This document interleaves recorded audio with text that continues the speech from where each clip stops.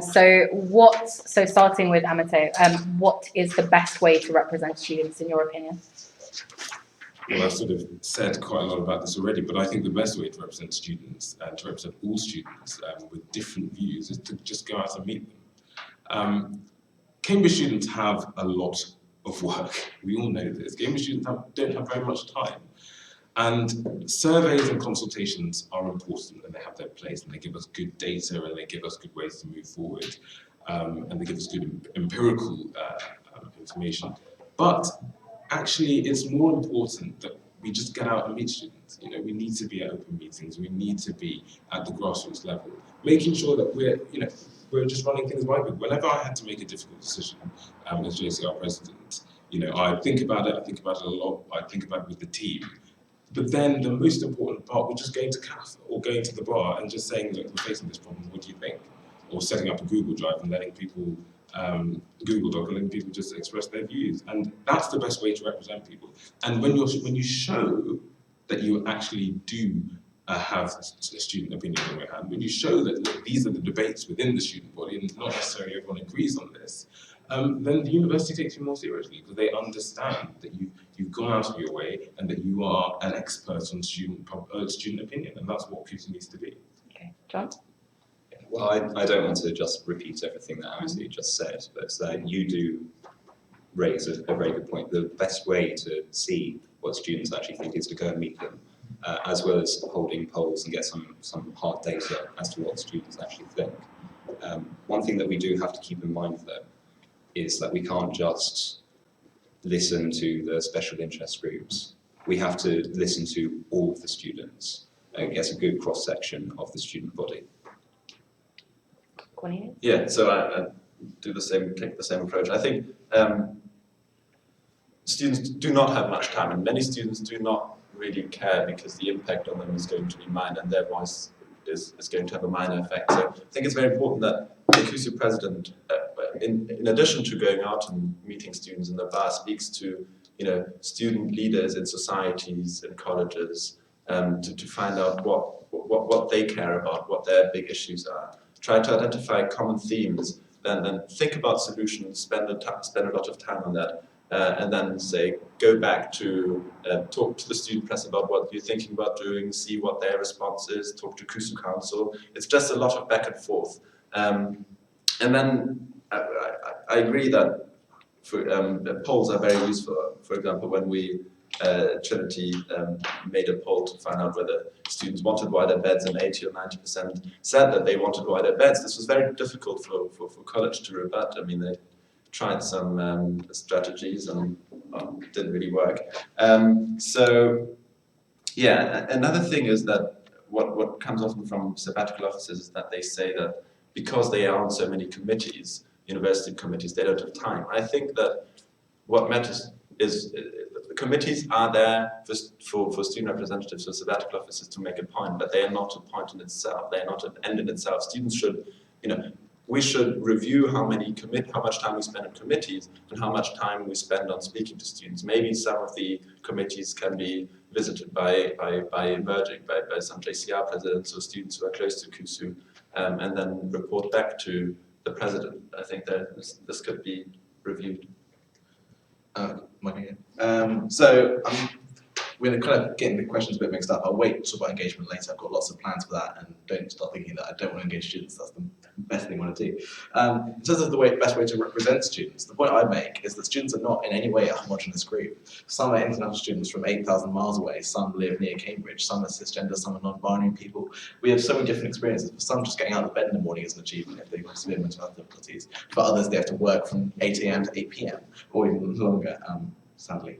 And so the best that you can do, and the best that I will do, is to seek to improve things for everyone with policies like welfare, which affects so many people, and with things like JCR voting rights on college councils and greater student power in general. That's things that we can all get behind. But to a certain extent, you'll have to stake out your position and get people to vote for it. And I encourage everyone to vote on my policies, not my personality. And so I will stake out a position that people can then vote for. You vote for, if you're voting for increased resources for the Disability Resource Centre, you're voting for increased resources for the counselling service.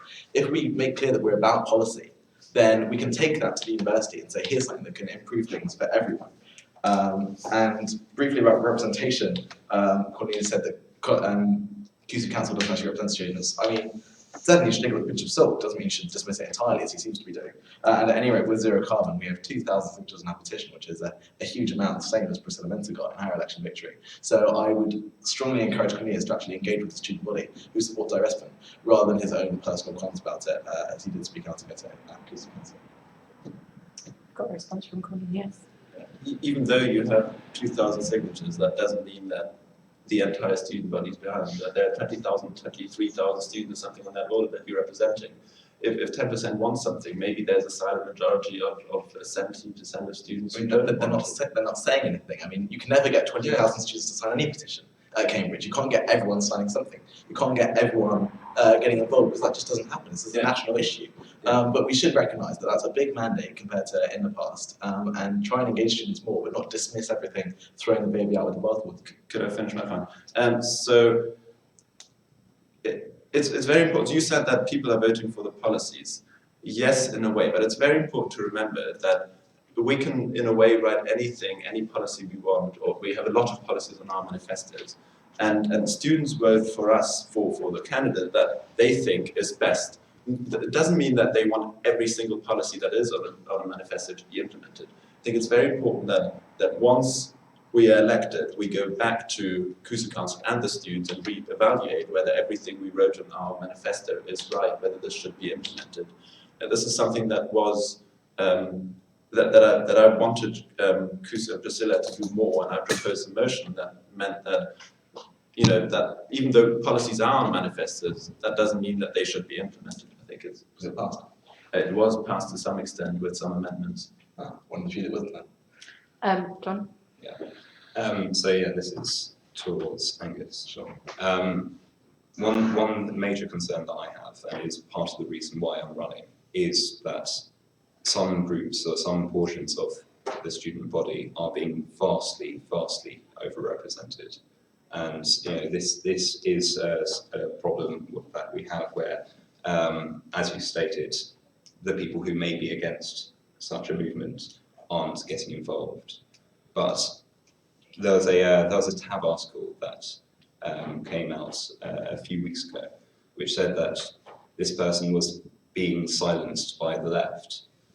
And I think there is a real problem in Cambridge where dissenting opinion is being quashed.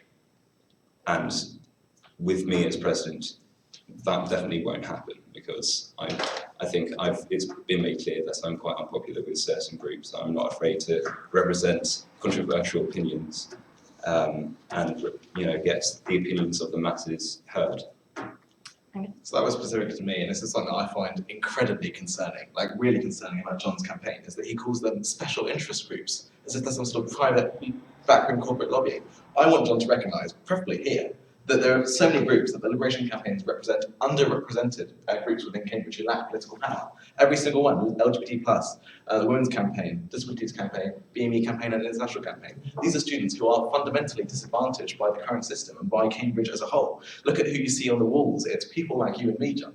And we should be engaging with that and trying to improve things for these students, rather than just dismissing them as special interest groups, referring to the self-care tips as the drug ring scandals you did in the varsity interview. And I would ask you now, right here, to please check your privilege and be aware of what things. And also your point about no platform, that sort of things, is that CUSU President has no control over which societies platform which people. You can't suddenly order certain societies to platform people that they don't want to. And that's their right to do that as they will. And to a certain extent, it's fairly irrelevant, because CUSU does not hold many events or speakers, and so we shouldn't be concerning ourselves with it too much. But I would put that same question to you again, is that do you recognise that we have privilege, and we should be seeking, as I'm seeking in my manifesto, to platform and support those with the least political power? Oh, I can't deny, I do have a magnificent privilege. I'm here in Cambridge. I live in a country where there's free education for those who can't afford it. Not many people in the world actually have that. That's a huge privilege. But we cannot deny that these groups, these campaigns, do hold a lot of sway in CUSU. And you know, they are very important. Their existence is very important because if they weren't there, then these students would be unrepresented, and that would be horrible. But they can't hold too much power, or else they are basically just controlling all of CUSU. Obviously, I sort of see where this debate is going, but I think we've got to be very careful about saying what we mean by holding too much power in CUSU. I think this is just simply a matter of perception. You know, ultimately, all these autonomous campaigns need to be given the support that they deserve because they are representing underrepresented groups, and it's important that they're given and enabled and given as much support as possible. But in terms of from a CUSU sabbatical officer position, I think it's really important, yes, that they are given the freedom to continue their campaigns, and we understand that they are the experts on those issues, and they should have the support from the CUSU sabbatical officer. But I don't think it's right to say that they are being overrepresented because fundamentally the reason why these campaigns exist is because they are underrepresented. I'm going to move us on to another question now. So we've had a few submitted from students. The first one kind of relates to some things that we've been talking about already. In your opinion, and we'll start off with John, we'll go with this question. In your opinion, does the trend towards no platforming controversial speakers constitute a threat to a culture of free speech and debate within a university such as Cambridge? And if we start with John and move on again. I think it does.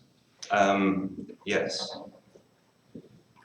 Freedom of speech is incredibly important to civilized society. It's how we deal with disagreement through debate rather than through hostility. And when we have no platforming going on and being campaigned for,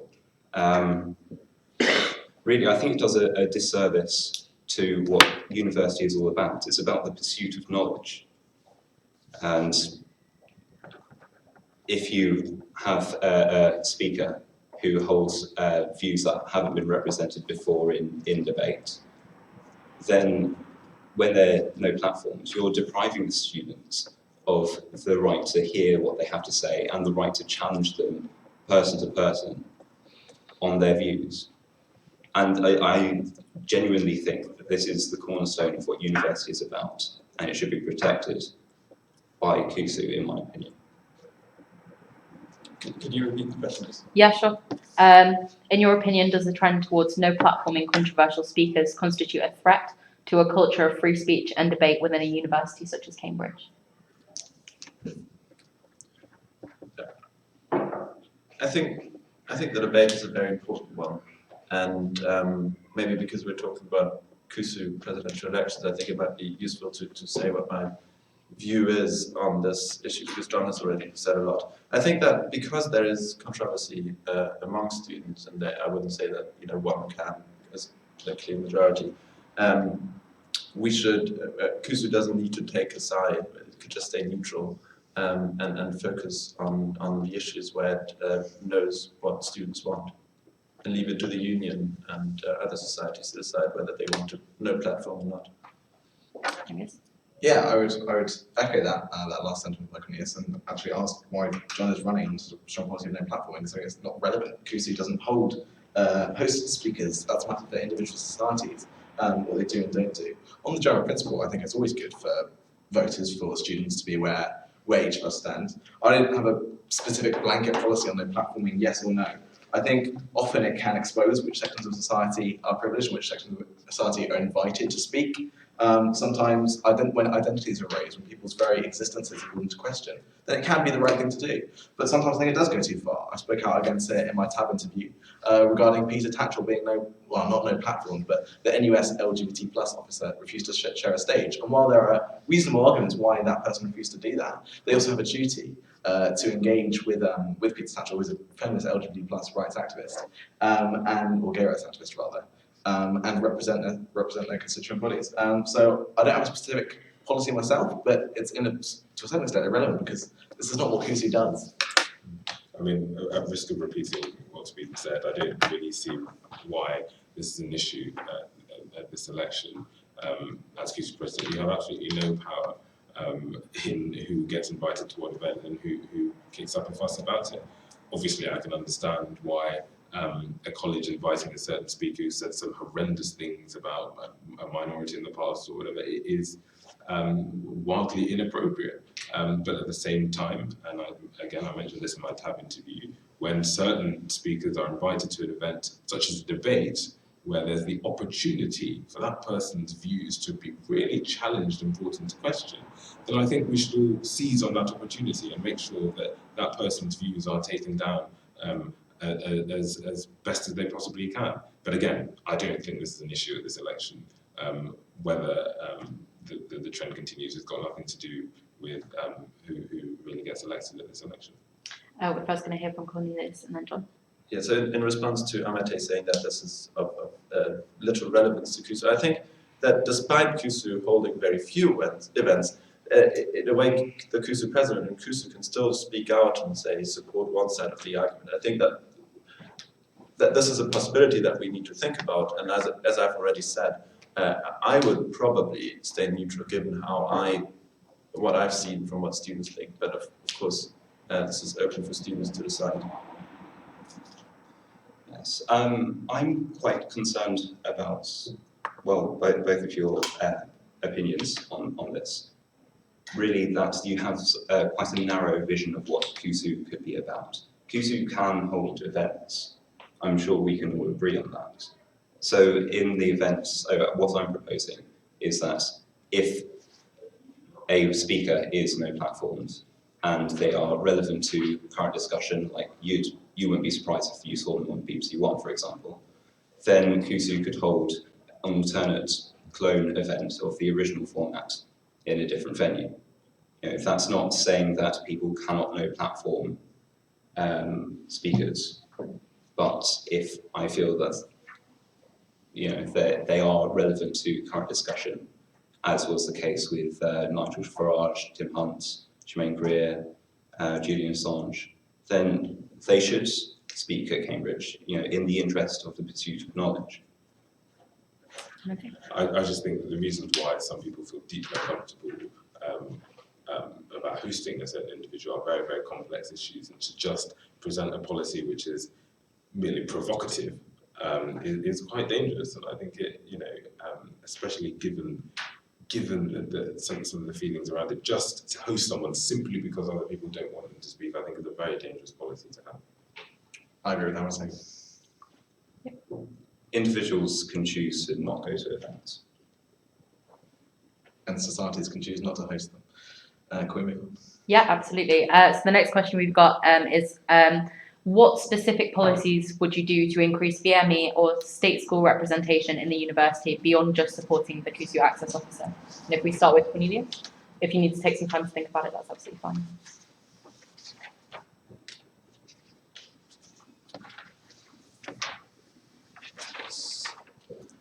I think that the work CUSU is doing already, the Access Officer is doing already with Twitter accounts and allowing students to come to Cambridge and helping Access Officers is tremendous. And I just think that I would collaborate very closely with the incoming Access Officer and see where I can help. But yeah, I mean, this is obviously something that's the main area of the Access Officer, and so I don't think I should go in and propose my policies as someone whose area of speciality. This is not my area of speciality, so I would listen to the Access Officer. Angus? To a certain extent, I'd agree with Grace. I'm no expert in access. I consider myself very engaged on many issues. This isn't my top area of knowledge. I did meet with the BME campaign, and the thing that I got out most of it was that access continues after you get into Cambridge. It's not just getting people in and then they're here. We should be continuing to make this space a comfortable space for people of colour and for everyone in society, so that Cambridge is no longer this weird, distant gowns, a place that it's sometimes seen as. I don't mean to go to gowns, I just mean that we should have a wider knowledge of what it's actually like and a greater engagement. So things that we could do is BME specific access events. They're being rolled out at certain colleges, and I'd like to see them rolled out a lot more. I'm sure that the access officer next elected will be very happy to do so, and I'll work with them on that. Things like auto diversity. When you get in here, your whole place is surrounded by white male authority, and we should be trying to see, without creating too much of a ruckus, how we can change things to make it more inclusive and comfortable for every single group in society. And so I think we should be critically engaging with our university, and it is a place for people who aren't as privileged as some of us on this panel. There are also women reporters. Yeah, there are, but not many. That's another area. Well, on this issue, it's an issue I also feel very strongly about, and actually my dissertation is on whether higher education, whether Oxbridge is institutionally racist. Quite a provocative topic to be writing about. But I think image, of course, is a huge problem. The university is very, very good when it comes to when it's faced with the charge of not admitting enough black students or students from other ethnic minorities. It's very good at saying, well, they're just not applying, so it's got nothing to do with us. Not understanding that it is entirely responsible for the image it puts out. And if the image it puts out is one where there are no black students at all, or there are no students of colour here, well then obviously people won't feel that they can that they will fit in here and that they will apply. So it's about making sure that the university is committed, actively committed to ensuring that it makes sure that the environment at this university is one that recognises people of colour, and that means supporting the work of the Black Cantab Society, which is going through the history of the students at this university and rewriting the black students into the history and saying, look, they were an important part of this institution, they continue to be an important part of this institution as well. But I also think it's important that whenever the government comes out and due credit to some of the things that the government is doing, where it has come out and says, well, higher education institutions need to be more transparent about the number of students from ethnic minorities that are applying. And I think it needs to comply with that instead of doing what Oxford doing and saying, well, it's not our problem. But also, another really important issue, it's not just about students, it's also about staff, it's also about fellows, it's also about the students that go into further study after their undergraduate degrees. It's about making sure that academia as a whole is diverse and making sure that we aren't the space invaders, which many ethnic minorities feel that they are at this institution. So it's so important, really, really important, that we push the university to be more proactive and not reactive to these issues. And for me, that would be a hugely important part of my presidency. With respect to the BME campaign aspect of the question, I feel it would be quite patronising, really, to claim that I have all the answers with respect to that issue. So what I would do is I'd aim to work with the BME representative and help facilitate any change that is needed with respect to that. As for the state school representation in Cambridge, personally, I am greatly against classism, and thankfully here at Cambridge, I think that it's not that much of a problem. We have a quite good state school representation, considering it is Cambridge. But things that we could look into are developing and potentially expanding the existing shadowing schemes and the access bus, and really just making access a bigger issue that CUSU addresses. We'll take a few, so I'm quite minded of the time, so we'll take Cornelius's response and then move on if everyone's happy with that. Yes, it's something that Amity reminded me of was the David Starkey issue and the video that came out. So back then, I was quite committed to make sure that the university deals with this properly, and I tried to raise this at a university committee, because if you look at it, the university dealt with this in clearly a suboptimal way, taking the video down, claiming that this had long been planned, and both not really supporting BME students and not supporting David Starkey. But then the university didn't really want to engage with this, and I think that there is a lot that can be done and a lot of discussions that should be had in how the university portrays itself. Okay. Our next question is going to be, sorry, we're just having a potential issue with the streaming. The third question is the question of how CUSU should engage with students. We're going to come back to that one. So I'm quite minded to make sure that we're talking about a lot of things. And this is obviously a really important question. So that's going to be our final one. Okay, cool. In terms of graduate representation, how do you foresee CUSU's relationship with the graduate union next year? And how can CUSU play a more active role in graduate representation? Angus. Sure. Yeah, I think it's a really important point. I'm glad it's been raised. I think that following the review of the graduate union, how graduate students are presented, the current system has been maintained. But there need to be serious questions asked, and we have somehow some sort of dual system, which there are two unions, both CUSU and the GU, representing graduate students. I think the best idea I have on this, and it's not my strongest because I'm obviously an undergraduate, is that I will view the graduate union as another representative campaign and offer support to them.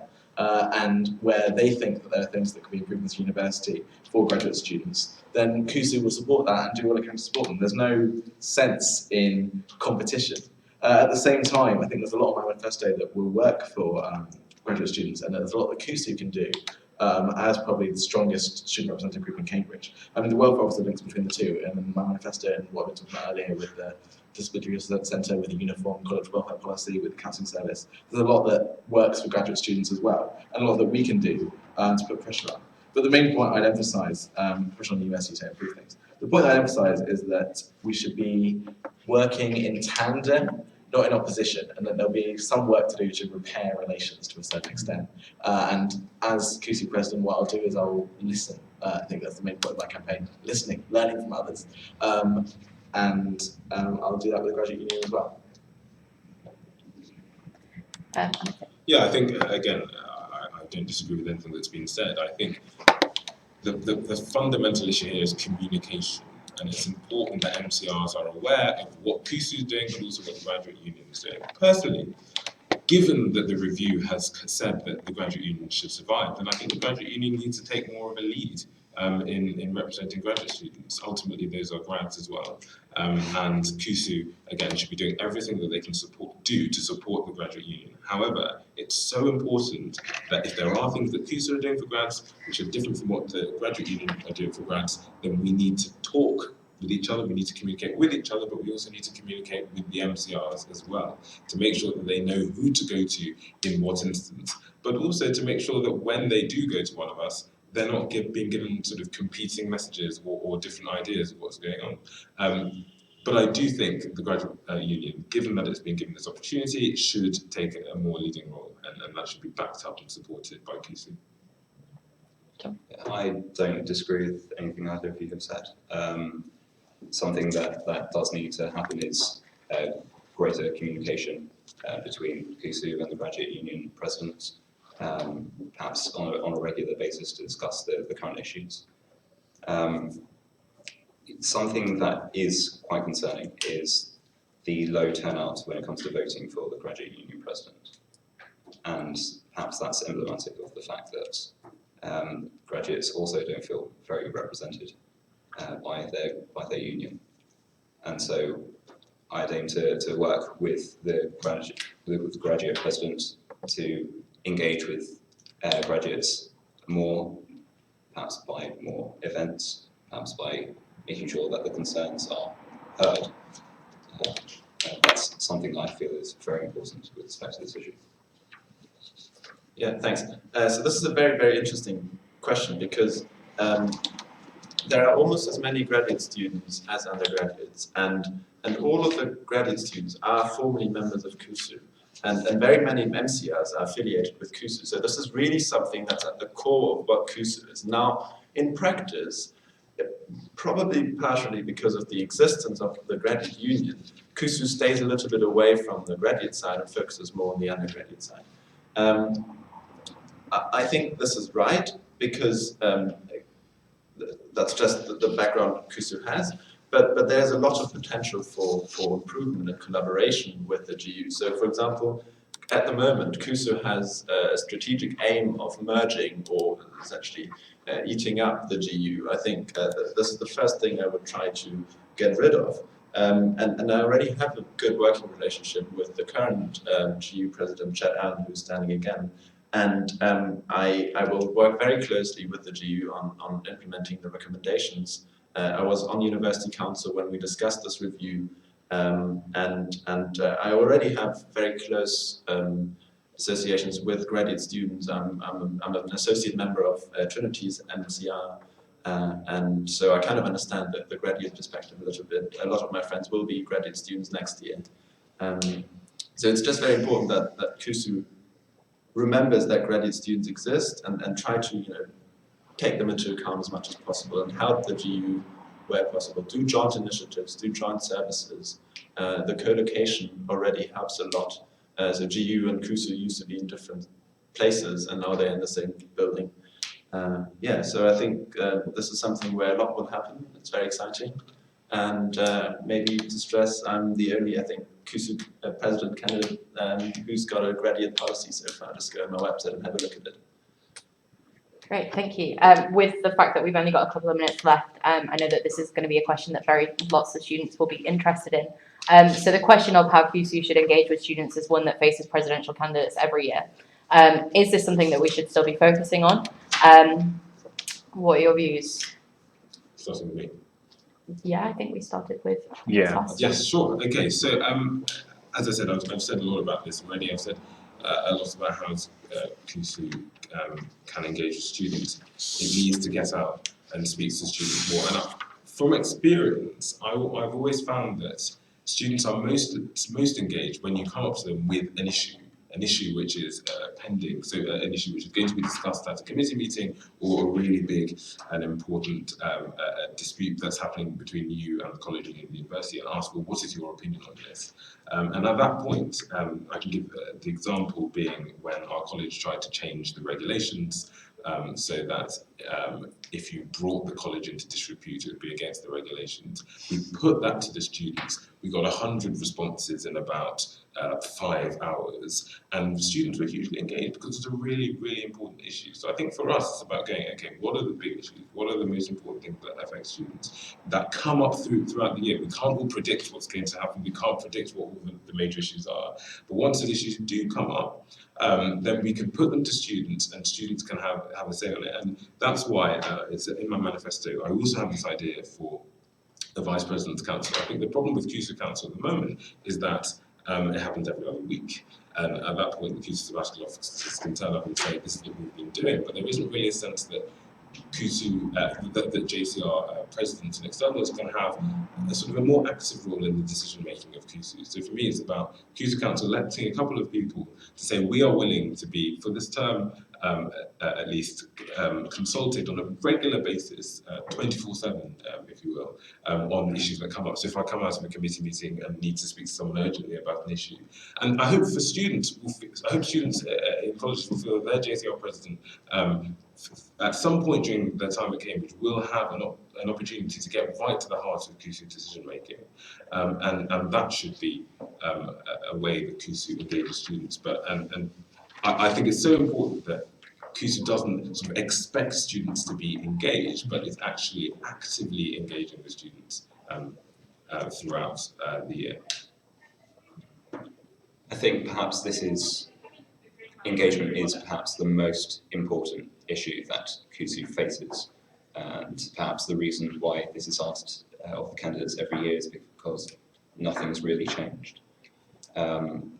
So something that CUSU has been to try and let the students know what exactly they're doing. They do this through semi-regular emails and on Twitter and on Facebook. And despite this, if you ask randomly selected students at Cambridge, what does CUSU do? They will be lost for words. They have no idea. And really, the only way to address that is by getting more involved in student life. And the way I'm suggesting that we do that is through events. such as with these talks that I've suggested that you've heard about earlier in this debate, but also with larger events that allow for socialising across the different colleges. Because if you go to any other university in the country, their student unions hold regular events that engage all of the students, and we don't have that. So what I'm suggesting is at the end of Michaelmas and Lent terms, we hold end of term music concerts, and we run them like May balls, give half the profits to a charity that is quite relevant to the time, and just really engage students that way, having or as a step in to the direction of having a central role in student life. Yeah, I thought that some of the things Amate said were very, very good. So my plan was to have sort of a more informal network with JCR, MCR presidents who are keen to get involved. But I think that formalizing it a little bit in the direction of the council is a tremendous idea, and I would very much look into that if I was elected. So I also agree that identifying the right issues that students really care about is what would make students want to get engaged with CUSU. That's the #1 priority, and it is the responsibility of the leadership of CUSU to come up with these ideas and go out to students and find out whether this is right, in whatever way you do this. And yes, so just another more maybe technical issue. People spend so much time on social media, and if you think about this presidential or the CUSU elections in general, it almost all happens on Facebook. A little bit in person, people handing out flyers, but the vast majority happens on Facebook. And if you look at CUSU's presence on Facebook, a lot can be improved. So, for example, when I was president of Trinity's JCR, we sometimes had more reach and more engagement than CUSU, even though we've got merely 5%, 4% of the members. Currently, sabbatical officers post very rarely, it's mostly staff, and that's something that's quite easy to change, and given that we've shown that at Trinity's JCR that it works, I think CUSU could do the same, and that just helps people have a more positive attitude towards CUSU. People don't like emails, they don't like having one more email, but if it just pops up on your Facebook feed, that's a completely different thing. That's more associated with free time, spare time, fun. Yeah, I mean, engagement is a cliched issue, but it is really important, and I won't be giving you a lot of hot air about it. I've got specific policies. I think that CUSU sabbatical officers should be ministers, not civil servants as they are at the moment. They should be doing a lot less admin work, less typing up minutes, and that should free up some time to get out and about. So now, as I talked about earlier, which I support and I agree with as well, and it's in my manifesto, the student engagement sessions, getting on faculties, going to open meetings, engaging with the student body in general. Also providing a database for continuity of JCRs and MCRs, so that incoming officers, and I've been Green Ethical Officer and Vice President at Magdalen, so I know it's important to know what other colleges are doing. That's a way in which CUSU can be really relevant and can prove that it actually does something. And yet at the same time, I'll come back to the point that I made earlier, which is that we need to offer students something to work with first. We need to prove that CUSU can do something. And I will engage by leading from the front. If we can make a tangible difference in people's lives, as we can on things like welfare, on things like liberation, on things like voting rights, on committees, both in colleges and at the university, then we can tackle some of the cynicism. It's a cynicism that's pervasive in all national student body, but also particularly with CUSU. And if we can do that, we can prove that CUSU can be effective and can be relevant. We've got to give students something to work with first. So I'll be a proactive president that pursues policy change that I encourage you to vote for. And then that can prove to students that actually CUSU can do something, CUSU is doing something. My counselling service appointment was much like I had to wait a lot less time for it because CUSU implemented policy and pushed the university. So we can push forward while also pursuing active policies on engagement as I outlined. Do we have any responses? We all agree. No? Okay. With that in mind then, I'm going to draw this debate to a close because we're 5 to 6 minutes over time. Thank you very much for joining us. Thank you very much if you've watched online. Please don't forget that hustings will be an opportunity for you to come and engage with candidates at, in Mill Lane Lecture Room 1 at 7 p.m. tomorrow evening. Voting will open at midnight on Tuesday the 1st and will close at 7 p.m. on Thursday the 3rd.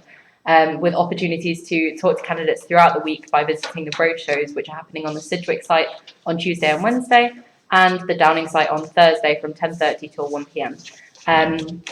Please don't forget that you can engage with any of the candidates on their social media. All of the questions that we didn't get a chance to answer today will be being forwarded to presidential candidates so that they can address them should they wish to. And please don't also forget that reopened nominations will also be a candidate in this election. Thank you very much for watching. Yep. Cheers.